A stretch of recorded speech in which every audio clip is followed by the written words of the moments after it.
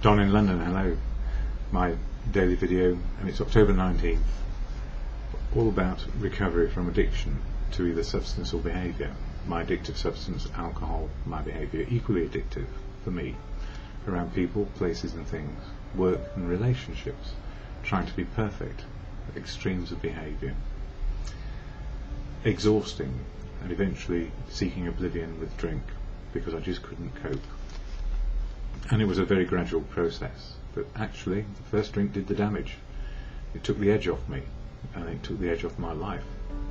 So these days, staying sober one day at a time, my preferred choice.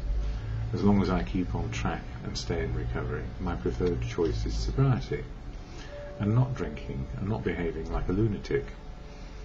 So what helps me? Well, the Fellowship of AA, Alcoholics Anonymous, provides me with experience, strength and hope on a daily basis, either in meetings or from literature, and I share literature from here.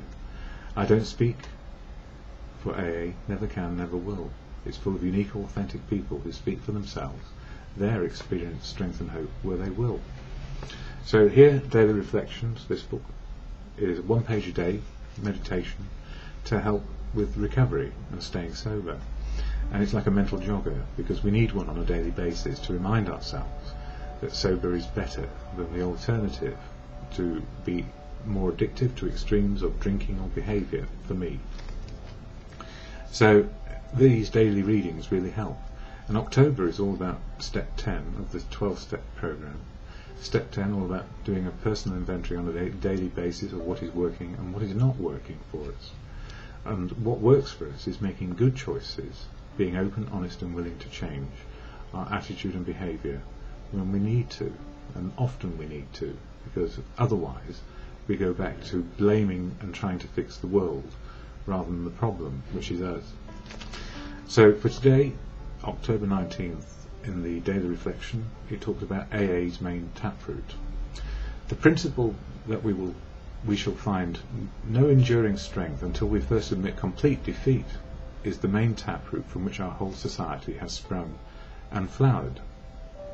And the main admission of complete defeat was, I cannot, well, step 1, which says, I am powerless over alcohol, and if I take a drink, life becomes unmanageable, is the main taproot, powerlessness over alcohol. So if we admit it, we get over it, or rather, we live with the fact that we're an alcoholic. And the sanity is not to drink, and to change and do things differently. It goes on to say, defeated and knowing it, I arrived at the doors of AA, alone and afraid of the unknown.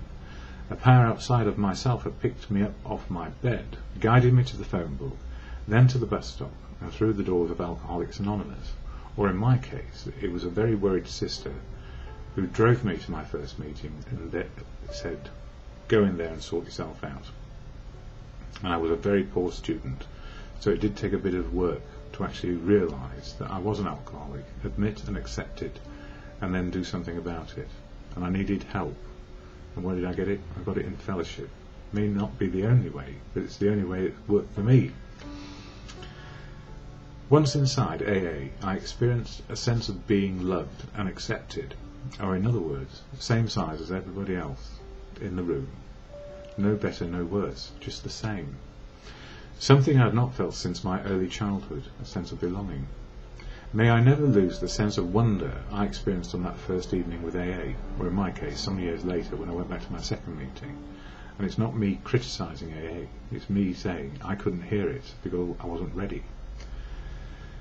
So when it says, may I never lose the sense of wonderment I experienced on that first evening with AA, the greatest event of my entire life, actually, the greatest event of my entire life was admitting and accepting my powerlessness over alcohol, and life was unmanageable, and I couldn't do it on my own.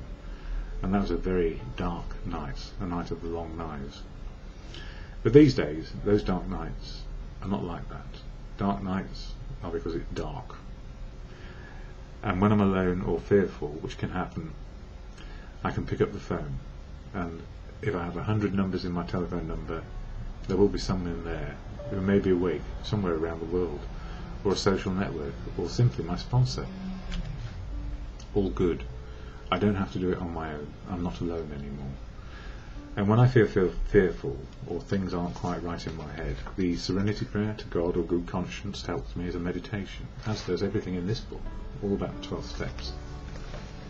And the serenity prayer goes like this: to God or good conscience, as you come to understand. It's a personal understanding, and it's not a group understanding. It may feel like it, but it's always how we understand it ourselves. To God or good conscience, grant me the serenity to accept the things I cannot change, courage to change the things I can, and the wisdom to know the difference is, for me, just for today.